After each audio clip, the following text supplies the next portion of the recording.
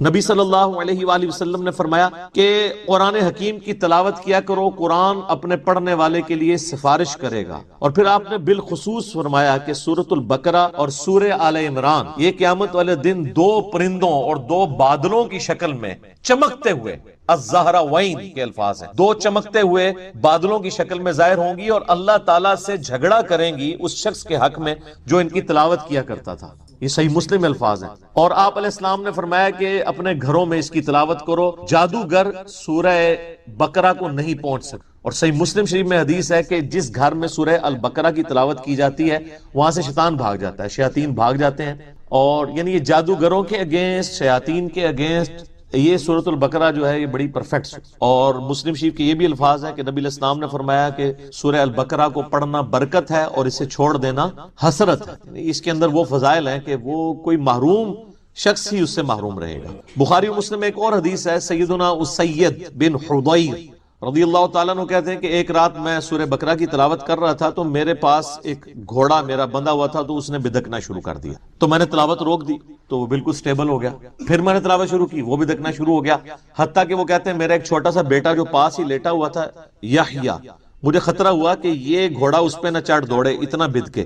میں نے پھر تلاوت روک دی تو میں بڑا پریشان ہوا کہ یہ سورہ البقرہ کی تلاوت کرنے سے یہ اس طرح کے ایفیکٹ کیوں آ رہے ہیں۔ یہ صحیح مسلم میں بھی ہے، بخاری میں بھی۔ تو کہتے ہیں میں نے بائی چانس ہی جب نگاہ اٹھا کے دیکھا تو مجھے اپنے اوپر ایک بہت بڑا بادل نظر آیا جس میں کئی ایک چراغ روشن تھے، بیسیکلی وہ فرشتے تھے، اور جب میں تلاوت شروع کرتا تھا وہ بادل نیچے آ جاتا تھا اور اس کی وجہ سے گھوڑا بدکتا تھا۔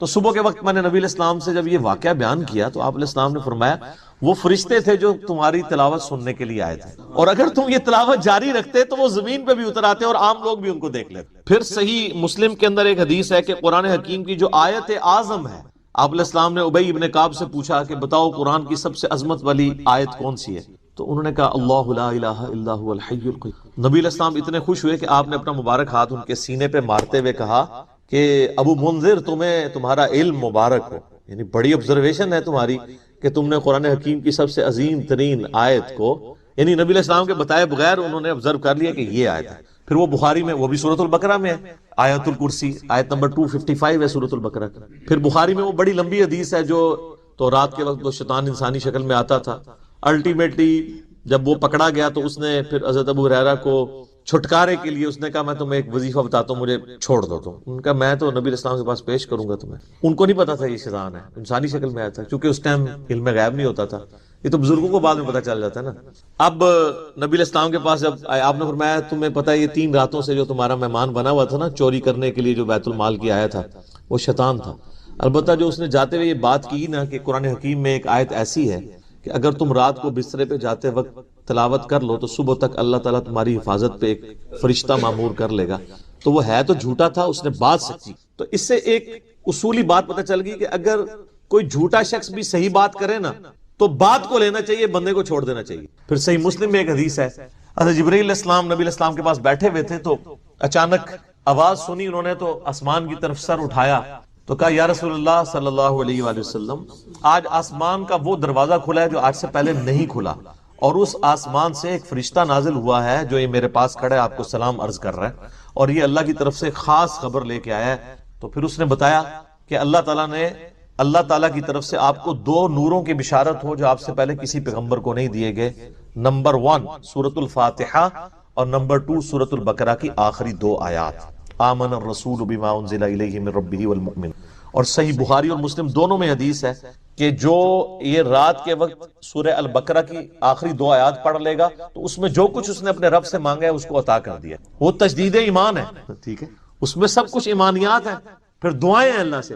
اعوذ باللہ من الشیطان الرجیم، بسم اللہ الرحمن الرحیم، الف لام میم۔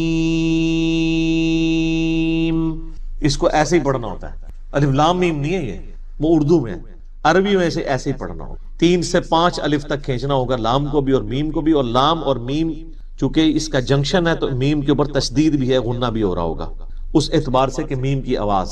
تو یہ حروف مقطعات ہیں، اس کے اوپر بڑے لوگوں نے تب آزمائی کی ہے، بڑی کوششیں کی ہیں، سنیوں میں بھی شیعہ کے اندر بھی۔ ہمارے قریبی دوست ہیں شیعہ عالم دین ہیں ثاقب اکبر صاحب، جو ملی یکجہتی کونسل کے سیکٹری بھی ہیں، انہوں نے ایک پوری کتاب لکھی ہے حروف مقطعات کے اوپر. انہوں نے سارے اقوال جو اہل سنت کے ہاں بھی تھے، اہل تشیع کے ہاں بھی تھے، ان سب کے سب اقوال کو جمع کیا ہے. الٹیمیٹلی رزلٹ یہ ہے کہ یہ اللہ اور اس کے نبی علیہ السلام کے درمیان جو ہے کوڈ ورڈز ہیں، اور کچھ الفاظ کو تو ہم قرآن حکیم کی روح سے ان کا مطلب بھی جان سکتے ہیں. اور عربی میں اس وقت عربی لنگوسٹک کے اندر مستعمل تھا اس طرح کے کوڈ ورڈز یوز کرنا، تو اس لیے کبھی بھی مشرکین عرب نے اس کے اوپر اعتراض نہیں کیا کہ یہ اس کا مطلب بتایا جائے ہمیں، کیونکہ ان کے بھی کوڈ ورڈز چلتے تھے. کچھ کا بتا بھی دیا گیا، جس طرح کہ جو سورہ نون ہے، سورۃ القلم بھی جسے کہتے ہیں، پارہ نمبر 29، تو اس میں صاحب الحوت کا ذکر آیا، یعنی مچھلی والے. کون؟ سیدنا یونس علیہ السلام. اور سورہ الانبیاء میں حضرت یونس کا نام ہے ذن نون، نون والا، جیسے ہم کہتے ہیں نا ذل جلال یا ذل جلال، حالت رفع میں پڑھا جائے گا ذل جلال، جلال والا اللہ کا نام ہے. تو وہاں پہ ذن نون، نون والا. تو نون والا کون؟ وہ سورہ القلم میں، اس میں آغاز ہی کس سے ہوتا ہے؟ نون والقلم وما یسطرون. تو اس پہ تو اجماع امت ہے کہ وہاں نون سے مراد مچھلی ہے. اور عرب میں اس طرح کے کوڈ ورڈز یوز ہوتے تھے. مثلا یہ جو توئے ہیں نا، یہ سانپ کے لیے سمبل کے طور پہ استعمال ہوتا. اس کی شکل بھی آلموسٹ دیکھ لینا، کوبرا سانپ اگر ایسے کھڑا ہو اور یوں اس کی دم ہو تو یہ سمبل استعمال ہوتا تھا عرب میں. اور آپ مزے کی بات دیکھیں کہ جتنی صورتوں میں حضرت موسیٰ علیہ السلام کے واقعات آئے ہیں نا، سورۃ القصص ہے، سورہ طٰہٰ ہے، طٰہٰ بھی توئے سے سٹارٹ ہو رہی ہے. اسی طریقے سے سورۃ القصص، طٰ، سین، سب میں طٰ آپ کو نظر آئے گی. تو اس اعتبار سے کسی حد تک آئیڈیا، لیکن چونکہ یہ انٹرسٹ کی چیزیں ہیں، اس سے کوئی قرآن پاک کی تعلیمات میں فرق نہیں پڑتا. سورہ ال عمران کی آیت نمبر 7 ہے کہ محکمات ہیں اور متشابہات ہیں. محکمات جو ہیں وہ کتاب کی اصل ہے، ان کے اوپر توجہ دو. واللہ الذی لا الہ الا ہو، ہر تیسری فجر میں یہ پڑھ رہے ہوتے ہیں، ہر چوتھی فجر کے اندر پڑھ رہے ہوں گے آمن الرسول بما انزل الیہ من ربہ والمؤمنون. ٹھیک ہے، اسی طریقے سے سبح اسم ربک الاعلی، یا آخری 3 صورتیں پڑھ رہے ہوں گے، یا پہلی میں تبت یدا پڑھ رہے ہوں گے، دوسری میں سورہ اخلاص پڑھ رہے ہوں گے. یہ رٹی ہوئی ہے نا، وہ اتنی رٹی ہوئی ہے جس طرح ہمیں سورہ فاتحہ رٹی ہوتی ہے نا، ان کے آگے خود بخود سٹارٹ ہو جاتی ہے. لیکن رمضان شریف کے اندر ایک بڑا اچھا موقع ہوتا ہے کہ ہم قرآن کور کرتے ہیں. یقین کریں جب کبھی میں سورہ جن سنتا ہوں نا، تو یا اور صورتیں، تو وہ عربی لنگوسٹک کا ٹیسٹ فیل ہوتا ہے. اور یہ کہ اب آپ دیکھیں نا، بات کہاں سے سٹارٹ ہوئی ہے. اے نبی فرما دیجئے میری طرف وحی کی گئی کہ جنوں کی ایک جماعت نے قرآن تلاوت کرتے ہوئے مجھے سنا، تو انہوں نے گفتگو کرتے ہوئے آپس میں کہا کہ ہم نے آج ایک عجیب قرآن سنا جو ہدایت اور رہنمائی، یعنی ہدایت کی طرف رہنمائی دیتا ہے، بس ہم اس پر ایمان لے آئیں اور ہم ہرگز اپنے رب کے ساتھ کسی کو شریک نہیں ٹھہرائیں گے. اور یہ کہ ہمارا رب جو بڑی شان والا ہے، اس نے نہ کسی کو بیوی بنایا نہ کسی کو بچہ. اور یہ کہ ہمارے احمق لوگ اللہ کے بارے میں ناروا باتیں رکھتے ہیں. وَأَنَّا وَنَنَّا أَلَّن تَقُولَ الْإِنسُ وَالْجِنُّ عَلَى اللَّهِ كَذِبًا، اور ہم تو یہ خیال کیے ہوئے تھے کہ انسان اور جن اللہ کے بارے میں کبھی جھوٹ بول ہی نہیں سکتے. اتنے بڑے بڑے بزرگ کیسے جھوٹ بول سکتے ہیں؟ یہ وہی بات آ گئی. یعنی جنات نے کہا کہ ہم سمجھتے تھے کہ جن اور انسان جو کچھ اللہ کے بارے میں عقیدے بتا رہے ہیں، اللہ تو ان کا خالق ہے، کیسے ہو سکتے ہیں وہ اللہ کے بارے میں جھوٹ بولتے ہوں. یہاں پہ بھی لوگ کہتے ہیں کہ اللہ نے بزرگوں کو عطا کیتا ہے جی، بزرگ جو کچھ کرتے تھے اللہ نے ان کو قدرت دی ہوئی ہے. تو جنات کہتے ہیں جب ہم نے نبی الاسلام کا توحید بھرا قرآن سنا تو ہم اس سوچ میں پڑھ کے یہ ہو سکتا ہے کہ کوئی جن اور انسان بھی اللہ پہ جھوٹ بولے. تو حقیقت ہے کہ جن اور انسان جھوٹ ہی بول رہے ہیں. وَلَا تَقُولُوا عَلَى اللَّهِ إِلَّا الْحَقَّ، مت کہا کرو اللہ کے بارے میں سوائے وہ بات کے جو حق ہے. اور اس طریقے سے جھوٹ بولنا کہ ہر وہ عقیدہ امت کو بتانا جو اللہ اور اس کے محبوب علیہ السلام نے نہیں بتایا، یہ اللہ پر جھوٹ بولنا. میں نے پچھلے دنوں میں بتایا تھا کہ بریلوی اور دیوبندی دونوں کے بزرگوں نے یہ مشترکہ عقیدہ لکھا. دیوبندیوں نے اپنی وہ المحند علی المفند میں لکھا، بنیادی عقیدے کی کتاب. بریلویوں نے اپنی کئی کتابوں میں قرآن پاک کی تفسیر کے اندر مشکات المصابیح کی تفسیر میں مفتی احمد جان خان نعیمی صاحب نے لکھا کہ ہمارا یہ عقیدہ ہے کہ نبی علیہ السلام کی جو قبر مبارک ہے وہ خانہ کعبہ اللہ کے عرش اور کرسی سے بھی افضل ہے. جب ہم یہ پوچھتے ہیں کہاں لکھا ہوا، وہ کہتے ہیں آپ نبی علیہ السلام کے گستاخ. یہ ویسا ہی ہے کہ اگر کوئی عیسائی کہے کہ ہم حضرت عیسیٰ علیہ السلام کو اللہ کا بیٹا مانتے ہیں، تو ہم اس سے اگر پوچھیں کہ یہ کہاں لکھا ہے، انجیل سے ہی نکال دیں.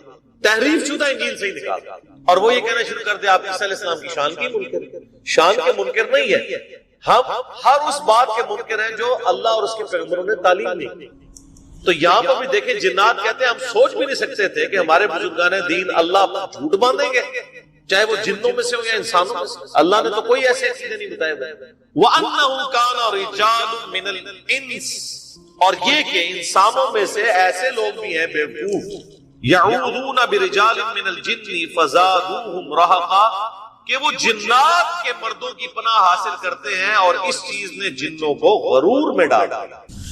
اگلے زمانوں میں بھی ہوتا تھا، اب بھی ہے کہ جب کبھی بھی سفر کرتے تھے نا تو جا کے وہ کسی جنگل سے گزر رہے ہوتے تھے نا تو اس جنگل میں داخل ہوتے کہتے تھے کہ اس جنگل کے سب سے بڑے جن کی پناہ میں ہم آتے ہیں، نعوذ باللہ، بجائے اللہ کی پناہ مانگتے ہیں۔ بخاری اور مسلم میں ابن مسعود رضی اللہ تعالیٰ عنہ کا قول موجود ہے،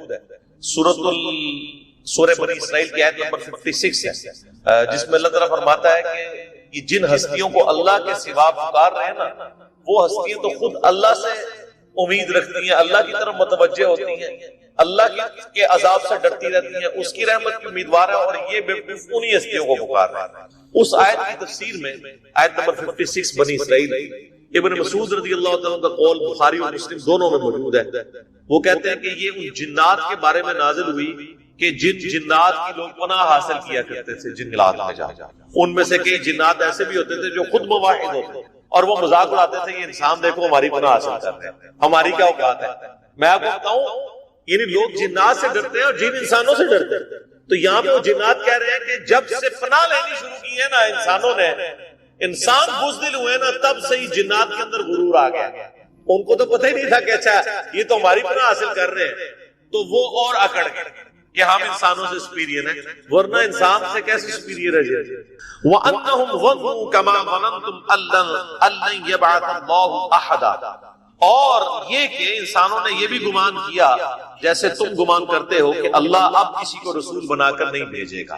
اچھا، اس سے اشارہ مل گیا کہ یہ کرسچن جن تھے، اور ظاہر ہے کہ نبی علیہ السلام اور عیسیٰ علیہ السلام کے درمیان آلموسٹ 600 سال کا فرق ہے۔ عیسیٰ علیہ السلام 33 عیسوی میں اٹھائے گئے اور نبی علیہ السلام 571 عیسوی میں پیدا ہوئے، اور صحیح بخاری میں بھی حدیث موجود ہے کہ نبی علیہ السلام اور حضرت عیسیٰ علیہ السلام کے درمیان 600 سال کا فرق۔ اسے فترت کا پیریڈ کہتے ہیں، ایسا پیریڈ جس میں کوئی پیغمبر مبعوث نہ ہوا، پوری دنیا میں کوئی پیغمبر نہیں آیا ان 600 سالوں میں۔ سورۃ المائدہ میں بھی اس کا ذکر موجود ہے کہ اب ایک فترت کے پیریڈ کے بعد ہمارے پیغمبر آ گئے ہیں۔ ایسا نہ ہو کہ تم یہ کہو کہ ہمارے پاس کوئی ڈر سنانے والا نہیں آیا، تو ہم نے ڈر سنانے والا اور خوشخبری سنانے والا تمہارے پاس محمد رسول اللہ صلی اللہ علیہ وآلہ وسلم کی مبارک ہستی کی فارم میں بھیج دیے، تم ان کے اوپر ایمان لاؤ۔ تو اس کو کہتے ہیں فترت کا پیریڈ۔ یہ فترت تا کے ساتھ ہوتی ہے، توئیں کے ساتھ، تو کے ساتھ نہیں ہوتی، تا دو نقطوں والا، فا دو نقطوں والا تے، را ایک فطرت ہے، وہ کہتے ہیں نیچر۔ یہ فترت لفظ، فترت کا مطلب ہے گیپ والا پیریڈ۔ جیسے ہم نبی علیہ السلام کے ماں باپ کو اہل فترت میں شمار کرتے ہیں، اس پیریڈ میں جس پیریڈ میں کوئی ڈر سنانے والا ان کے پاس نہیں ہے، لہذا ان کو کافر نہیں کہا جائے گا بلکہ ان کو اہل فترت کہا جائے گا۔ تو وہ کہتے ہیں کہ انسانوں اور جنوں نے تو یہ گمان کیا ہوا تھا کہ اب شاید کوئی پیغمبر آئے گا ہی نہیں۔ وَأَنَّا لَمَسْنَا السَّمَاءَ فَوَجَدْنَاهَا مُلِئَتْ حَرَسًا شَدِيدًا وَشُهُبًا، تو سنو ہم نے ٹٹولنا چاہا آسمان کو تو ہم نے سخت پہروں اور شہاب ثاقب سے بھرا ہوا پایا۔ یعنی آپ کو پتہ جنات کی پرواز بہت زیادہ ہے، اڑ سکتے ہیں، ان کو آکسیجن کی ضرورت زندہ رہنے کی۔ تو نبی علیہ السلام کی بعثت سے پہلے جنات پرواز کر کے آسمانوں کے کناروں تک پہنچ جاتے تھے، وہاں فرشتوں کی آوازیں چھپ کے وہ جو ڈسکشن کر رہے ہوتے تھے کہ اللہ تعالیٰ نے ہمارے ذمہ یہ کام لگایا ہے، وہ سنا کرتے تھے اور آگے دنیا کے کاہنوں کو، جادوگروں کو بتا دیتے تھے۔ اسی لیے کچھ بات صحیح بھی نکل آتی تھی، کچھ غلط بھی، مکس کر کے بتاتے تھے۔ تو یہ جنات کہتے ہیں کہ ایک تو ہم نے یہ قرآن سنا تو اب ہمیں پتا چلا کہ اچھا کچھ عرصے سے ہم جب آسمان کی طرف جاتے ہیں تو آسمان پہ سخت پہرے لگے ہوئے ہیں فرشتوں کے، جو ہمیں اوپر نہیں جانے دیتے اور قریب نہیں لگنے دیتے اور فرشتوں کی باتیں نہیں سننے دیتے، اور ہم پر شہاب ثاقب فائر ہونے شروع ہو جاتے ہیں، میٹرائٹس۔ اب پتا چلا کہ یہ آسمان اتنے پہرے میں کیوں تھا، کیونکہ جب پیغمبر آیا ہوتا ہے نا تو اللہ تعالیٰ پھر پیغمبر کی حفاظت کرتا ہے کہ پیغمبر کے ہوتے ہوئے کوئی غلط خبریں نہ مشہور کرے. اور یہ اب قیامت تک کے لیے پیر ہے. اب جنات کے اوپر بین ہو گئے. تو اب ذرا ان کی ٹیکنیکل گفتگو سنیں. وہ کہتے ہیں اچھا اب پتہ چلا کہ یہ جو آسمان پہرے میں تھا اور وہاں پہ شہاب ثاقب ہم پہ فائر ہو رہے تھے راکٹ اللہ کی طرف سے، وہ اس لیے تھے وَأَنَّا كُنَّا نَقْعُدُ مِنْهَا مَقَاعِدَ لِلسَّمْعِ، اور اس سے پہلے تو ہم بڑے آرام سے مقامات پر جایا کرتے تھے اور باتیں کان لگا کے سنا کرتے تھے. لیکن اب کیا حالت ہے؟ فَمَن يَسْتَمِعِ الْآنَ، اب اگر ہم سننے کی کوشش کرتے ہیں یجد لہ شہابا رصدا، تو ہم میں سے کسی نہ کسی کے اوپر شہاب ثاقب داغ دیا جاتا ہے. وَأَنَّا لَا نَدْرِي أَشَرٌ أُرِيدَ بِمَن فِي الْأَرْضِ، ہمیں نہیں پتا کہ اب یہ جو کچھ ہونے جا رہا ہے اس سے اللہ تعالیٰ نے زمین میں کسی شر کا ارادہ کر لیا ہے کہ زمین کو تباہ و برباد کرے گا. ام اراد بہم ربہم رشدا، یا ان کے رب نے یہ ارادہ کیا ہے کہ لوگوں کی ہدایت کا کوئی بندوبست کیا جائے.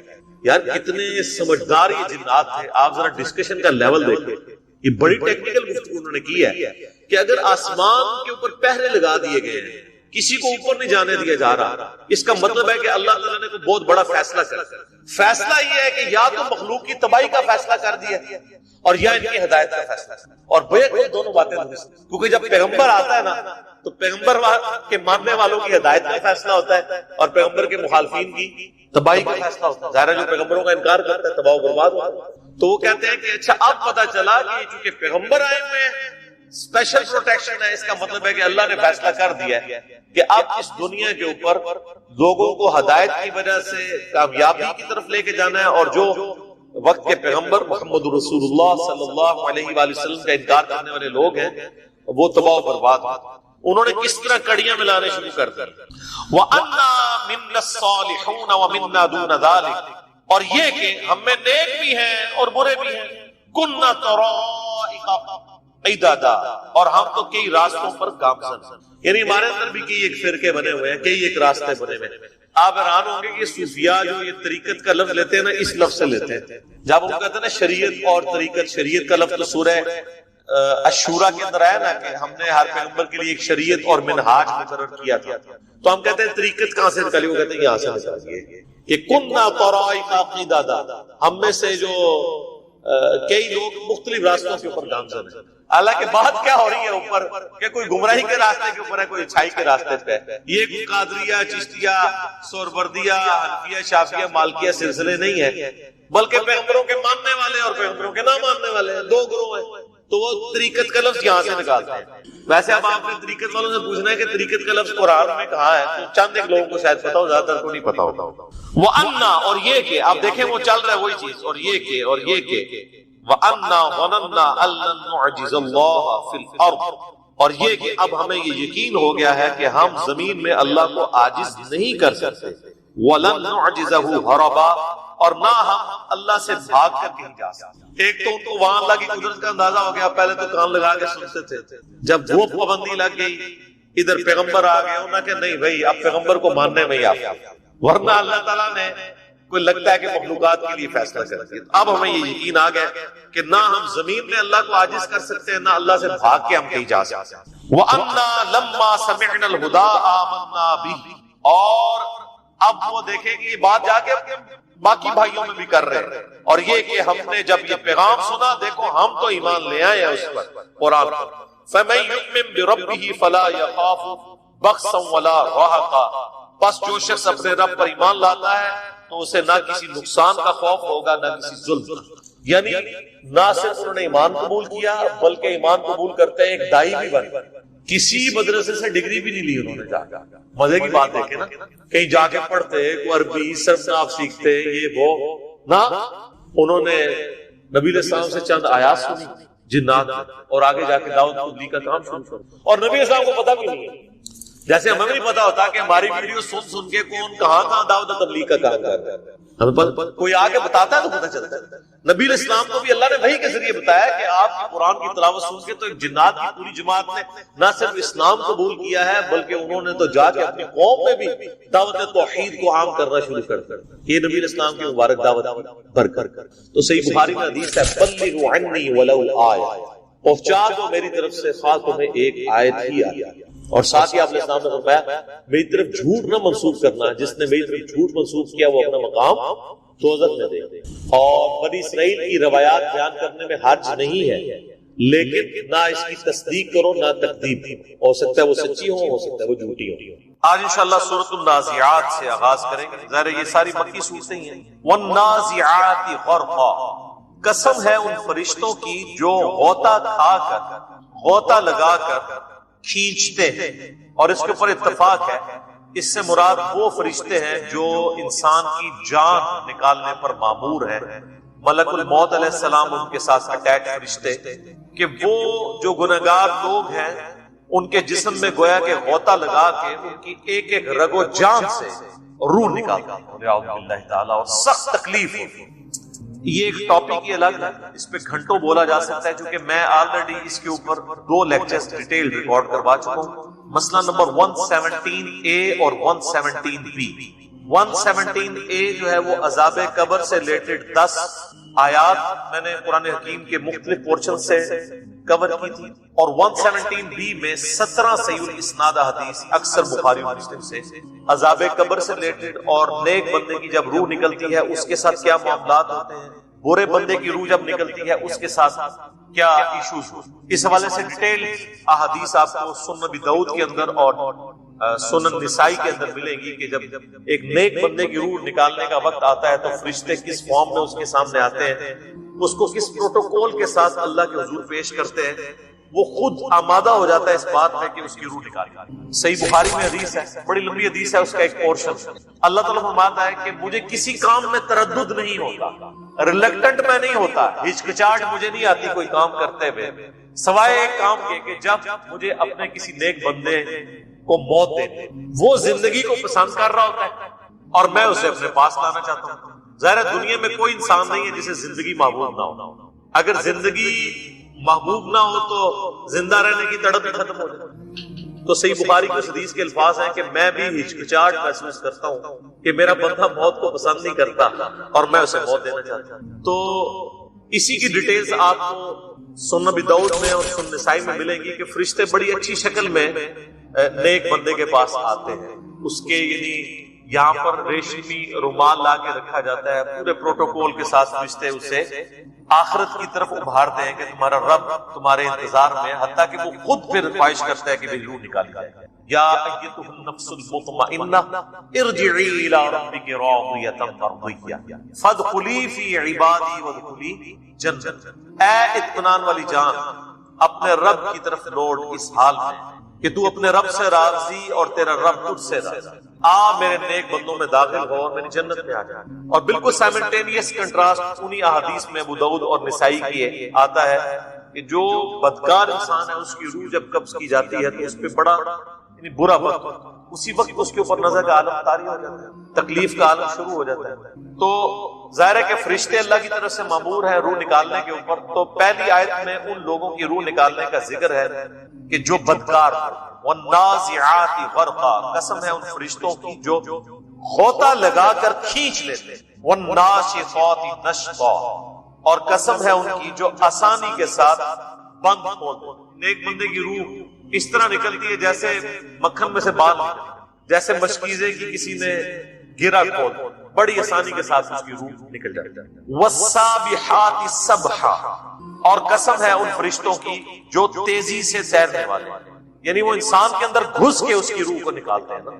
والسابقات سبقا، اور قسم ہے ان فرشتوں کی جو سبقت لے جانے والے ہیں، اللہ تبارک و تعالی کے حکم کی پیروی میں سبقت لے جانے والے، یعنی فرشتے اللہ تعالیٰ کی طرف سے مامور ہیں اس کے حکم کی پیروی کرنے کے لیے، اور وہ ہر وقت تیار رہتے ہیں کہ ہمارے رب کی طرف سے ہمیں حکم آئے اور ہم اس حکم کی پیروی اختیار کریں۔ فالمدبرات امرا، اور پھر وہ ہر کام کا انتظام کرنے والے، یعنی اللہ تعالیٰ جو تدبیر مقرر کرتا ہے فرشتوں کے لیے، ان کو جو ڈیوٹیز اسائن کرتا ہے وہ کام کرتا ہے۔ یہ دنیا میں جتنے کام ہو رہے ہیں نا، اللہ تعالیٰ نے ان کے اوپر فرشتے معمول کیے۔ بارش برسانے کے اوپر بھی فرشتے جو بادلوں کو ہانک کر لے کر آ رہا، لیکن کسی مسلمان کے ذہن میں بھی کبھی یہ وسوسہ نہیں آیا کہ ہم فرشتوں سے ریکویسٹ کریں کہ فرشتوں بارش برسا دو کہ گرمی کا موسم قریب آ رہا ہے۔ کبھی کسی نے کہا؟ تو ڈیوٹی تو لگی ہوئی ہے کہتے ہیں بزرگوں کی اللہ نے ڈیوٹیاں لگائی ہوئی ہیں، اور بھائی فرشتوں کی بھی اللہ نے ڈیوٹیاں لگائی ہوئی ہیں، تو بارش فرشتوں سے مانگتے ہو یا اللہ سے؟ اللہ سے۔ کیونکہ صحیح بخاری میں درجنوں حدیث ہے کتاب الاستسقاء چیپٹر میں کہ نبی علیہ السلام نے بارش کے لیے باقاعدہ نماز اور دعا تعلیم فرمائی ہے، اللہ سے مانگی۔ تو لہٰذا کسی بزرگ کو، کسی فرشتے کو، کسی بڑے سے بڑی ہستی کو اللہ تعالیٰ نے کسی خدمت میں مامور بھی کیا ہو، تب بھی اس چیز کی متقاضی نہیں ہے کہ اس سے مدد مانگی جائے، مدد اللہ ہی سے مانگے۔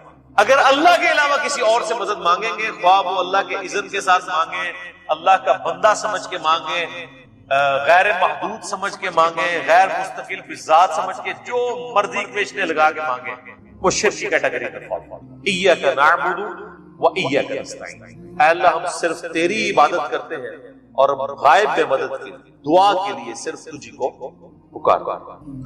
یوم ترجف الراجفہ، جس روز تھر تھرائے گی تھر تھرانے والی، یعنی جب قیامت قائم ہوگی تو پوری زمین کام اٹھے گی۔ تتبعها الرادفہ، اور اس کے پیچھے ایک اور جھٹکا آئے گا۔ قلوب یومئذ واجفہ، اس دن کتنے ہی دل ایسے ہوں گے جو خوف سے کانپ رہے ہیں۔ ابصارها خاشعہ، ان کی آنکھیں ڈر کے مارے جھکی ہوئی۔ یہاں تو بڑے اکڑتے ہیں نا، وہ دیکھی کیا آگے اللہ معاف کرنے والا، کرتوت کر رہے ہیں اللہ کے دشمنوں والے اور معافی مانگ رہے ہیں اللہ سے، اور وہ بھی آخرت میں، دنیا میں نہیں۔ دنیا میں مانگی ہوتی تو مل ہی جاتی۔ اللہ تعالیٰ ماتا ہے آنکھیں ڈر سے جھکی بھی ہوگی، کیونکہ پتا ہوگا نا کیا کرتوت کیے ہوئے۔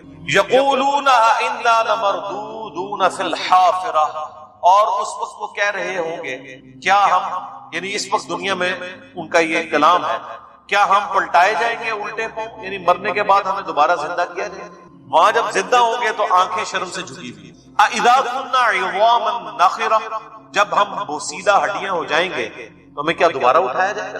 قالوا تلك اذا کرۃ خاسرہ، تو وہ بولتے ہیں یہ واپسی تو پھر بڑے گھاٹے کی ہوگی۔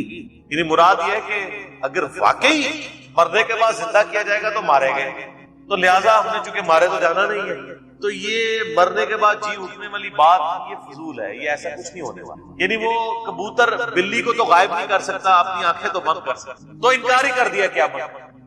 یہ قیامت کا انکار عقیدے میں بھی ہوگا اور اعمال میں بھی۔ مسلمان تو عقیدے میں آخرت کا انکار نہیں کرتے، لیکن اعمال سے تو کر رہے ہیں۔ ان کے اعمال اس طرح کے گویا کہ انہوں نے مر کے اللہ کے حضور پیش ہی نہیں ہونا۔ اتنی بے فکری کی زندگی، دنیا میں چھوٹے سے نقصان کی فکر ہو تو راتوں کی نیندیں برباد ہو جاتی ہیں۔ یہاں سال سال گزر جاتے ہیں، کبھی اٹھ کے فجر کی نماز نہیں پڑھی، کسی کی رات کی نیند برباد ہوئی۔ سال سال ہو گئے عشاء کی نماز نہیں پڑھی، رات کو پھر بھی سکون سے نیند آتا، یہ بے فکر۔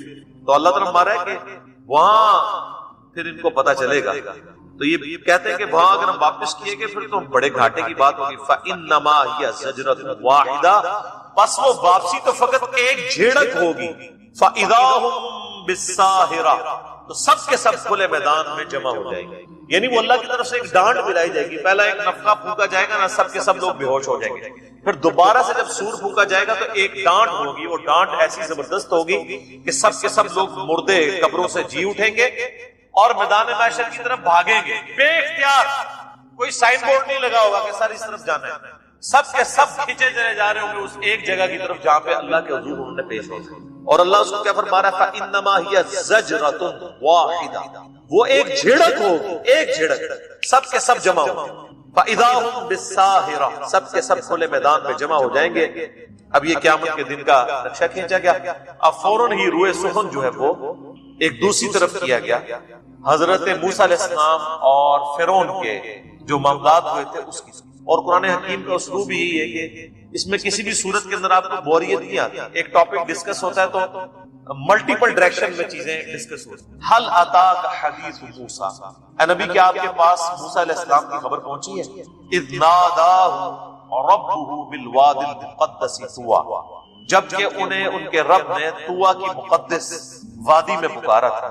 یہ ڈیٹیل سے ذکر سورہ قصص میں، سورۃ الاعراف میں، بلکہ قرآن حکیم میں سب سے زیادہ ذکر ہی حضرت موسیٰ علیہ السلام۔ جب یہ مدین سے واپس آ رہے تھے اپنی بیوی کے ساتھ تو ایک طویٰ نامی جنگل میں انہوں نے پڑاؤ کیا، سخت سردیاں تھیں، اپنی بیوی سے کہا کہ تم یہاں پہ رکو، میں کوئی آگ کا انگارہ لے کے آتا ہوں تاکہ ہم بھی آگ جلا کے یہاں پہ آگ تاپ سکیں۔ پرانے زمانے میں تو ظاہر ہے اس طرح ماچس وغیرہ تو نہیں ہوتی تھی، اور پتھروں کے ساتھ آگ جلانا ایک مشکل کام تھا. سب سے آسان ذریعہ یہ تھا کہ جہاں پہ آگ جل رہی ہو تو وہاں سے آگ کا کچھ حصہ لیا جائے.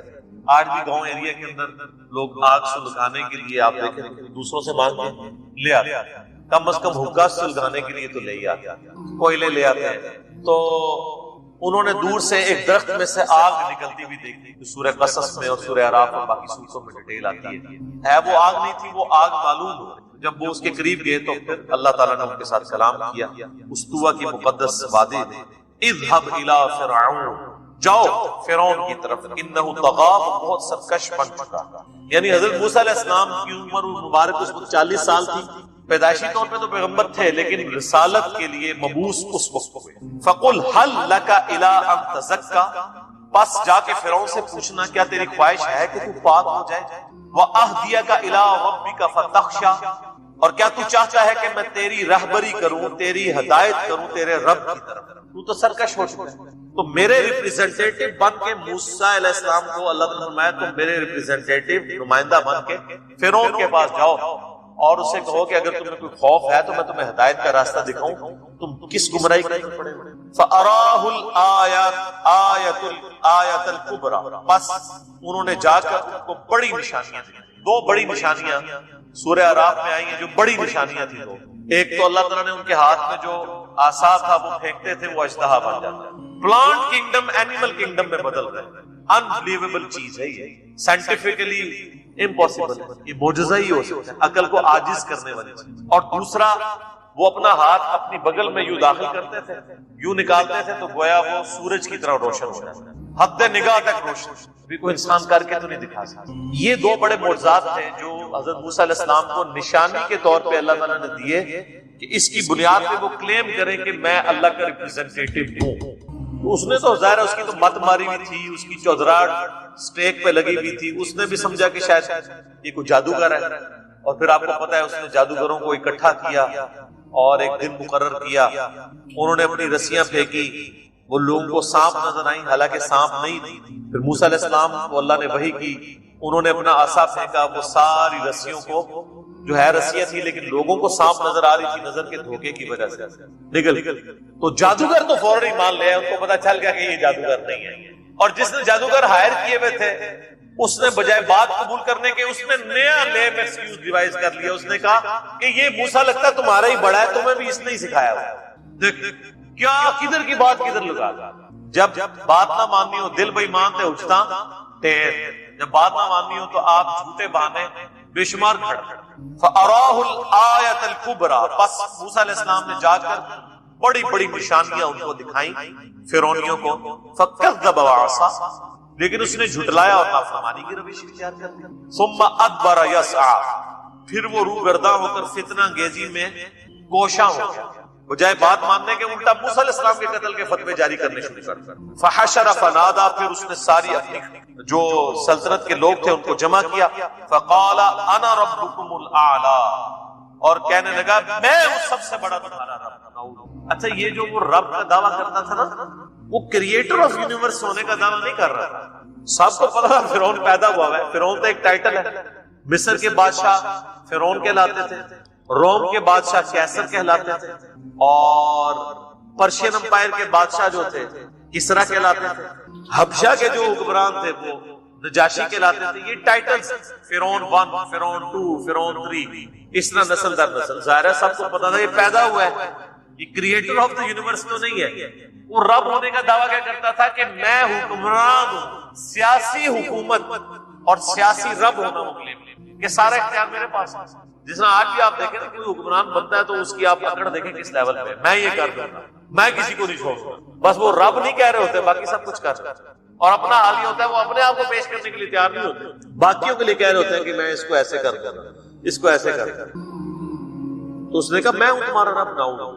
اور سورہ الزخرف میں ڈیٹیل ملتی ہے کہ وہ پھر کہتا ہے کہ دیکھو یہ جتنا نہری نظام ہے مصر کا، جو دنیا کی زرخیز ترین سرزمین تھی اس وقت بھی اور آج، اسی لیے تو مصر پھر تمدن میں بہت اوپر چلا گیا. تو یہ دیکھو ساری نہریں میرے حکم کے نیچے بہتی ہیں، سب جگہ میری حکومت ہے. تو رب تو میں ہوں. کیا میری اطاعت اختیار کرو گے یا اس شخص کی کہ جو بات کرنے میں بھی لکنت ہے، جس کی زبان؟ پھر اللہ تو اللہ ہے نا. اللہ وہ ہے کہ جو ایک ایسے شخص کو جس کی زبان میں بھی لکنت ہے اس سے 300 سال کی فرعونیوں کی حکومت الٹوا دیتا ہے، نہتا شخص سیدنا موسیٰ علیہ السلام کے پیچھے اللہ ہے۔ فَأَخَذَهُ اللَّهُ نَكَالَ الْآخِرَةِ وَالْأُولَى، اللہ فرماتا ہے آخر مبتلا کر دیا اسے اللہ نے آخرت اور دنیا کے دوہرے عذاب۔ عذاب کیا آیا؟ سمندر میں غرق کر دیا گیا، اپنی قوم کے سمیت بنی اسرائیل کو اللہ تعالی نے نجات دے دی۔ ان فی ذلک لعبرۃ لمن یخشی، بے شک اس واقعے میں عبرت ہے اس کے لیے جو اللہ سے ڈرتا ہے۔ ہائے ہائے ہائے، یہ بڑی کانٹے کی بات ہے۔ وہ جو ہدی للمتقین آپ پوچھ رہے تھے اس کی تشریح آئی۔ اللہ فرماتا ہے قرآن سے اس نے عبرت پکڑنی ہے جو ڈر جائے۔ سٹارٹ میں بھی ہے ہدی للمتقین، قرآن ہدایت تو سب کے لیے، ہدی للناس آیا قرآن، ہدایت تو ہر انسان کے لیے ہے، لیکن وہ انسان ہدایت حاصل کرے گا جو ہدی للمتقین ہوگا۔ اور ہدی للمتقین کا مطلب کیا؟ ڈر جانے والا، جس نے زندگی میں ایک دفعہ بھی سیریسلی یہ چیز سوچی کہ مجھے میری مرضی کے بغیر جس نے پیدا کیا وہ میرے ساتھ کچھ بھی کر سکتا ہے، مجھے مرنے سے پہلے پہلے اسے راضی کرنا ہے، اس کے دل میں ڈر پیدا ہوگا نا۔ انسان کی زندگی میں سب سے بڑا ڈر یہی ہے کہ میں کدھر سے آیا ہوں، مجھے کس نے پیدا کیا ہے، میرا اوریجن کیا ہے، میرے ساتھ آخر میں کیا ہونا ہے۔ اسی پرپز آف لائف کو جو لوگ تلاش کرتے ہیں وہ گاڈ تک پہنچ جاتے ہیں۔ انہی کے لیے کہا گیا ہدی للمتقین، قرآن میں ہدایت ہے ڈر جانے والوں کی، جو ایک دفعہ سیریسلی سوچ لیں کہ یار ہمیں کسی نے پیدا کیا ہے، ہم اپنی مرضی سے پیدا نہیں ہوئے، اور جس نے پیدا کیا وہ ہمارے ساتھ کچھ بھی کر لے ہمیں کوئی بچا نہیں سکتا، تو ہم کیوں نہ اس کی اطاعت اختیار کریں۔ اور یہاں پہ بھی آیا اللہ فرماتا ہے قرآن میں عبرت اور ہدایت اس کے لیے لمن یخشی، جو ڈر جائے، جو نہ ڈرے اس کے لیے قرآن میں کوئی ہدایت نہیں ہے۔ فذکر بالقرآن من یخاف وعید، اے نبی قرآن سے اسے ڈر سنائیے جو اللہ کی دھمکی سے ڈرتا ہے۔ اچھا اللہ بھی کہہ رہا ہے کہ جو ڈرتا نہیں ہے نا اسے ہدایت کو نہیں ملی۔ اس کا مطلب ہے قرآن نے آپ کو کان سے پکڑ کے ہدایت نہیں دینی ہے، قرآن نے صرف دعوت دینی ہے۔ اگر آپ ہدایت قبول کرنے کے لیے تیار نہیں ہے تو دنیا کے سارے پیغمبر مل کے، دنیا کی ساری کتابیں نامی مل کے آپ کو ہدایت نہیں دے سکتے۔ دیکھ لو آپ کتنے طاقتور ہیں، اگر آپ گمراہی پہ اتر آئے سارے پیغمبر مل کے آپ کو ہدایت نہیں دے سکتے، ساری کتابیں مل کے نہیں دے سکتے، اللہ تو ویسے ہی نہیں دے گا۔ کیوں؟ اس لیے کہ ہدایت اس کائنات کی سب سے قیمتی چیز، جو قیمتی چیز کی قدر نہ کرے اس کو اللہ ہدایت نہیں دے، اور جو قدر کر لے وہ چاہے بلال حبشی ہو اس کو ہدایت مل جائے گی، اور اس کے آقا کو امیہ ابن خلف کو نہیں ملے گی۔ اور جو ہدایت کا طلبگار ہو چاہے وہ ایک غلام زادہ عمار ابن یاسر کیوں نہ ہو اس کو ہدایت مل جائے گی، لیکن اس کے آقا ابو جہل کو، جسے ابو الحکم کہا جاتا ہے، حکمت کا باپ، سب سے جینیس بندہ عرب کا، اسے بات نہیں سمجھ آئی، اس کے غلام کو، یاسر کو بھی اور سمیہ کو بھی، اور ان کے بچے عمار کو بھی سمجھ آیا۔ اسی لیے قرآن حکیم میں جب یہودیوں کے بارے میں آتا ہے وہ کہتے ہیں ہمارے دلوں پہ تو غلاف چڑھے ہیں، نبی تمہاری بات ہم پہ اثر نہیں کرتی، تو فخریہ کہتے ہیں، تو اللہ تعالیٰ فرماتا ہے نہیں، تم پہ اللہ کی لعنت ہوئی ہے، کیونکہ نبی کا کیا نقصان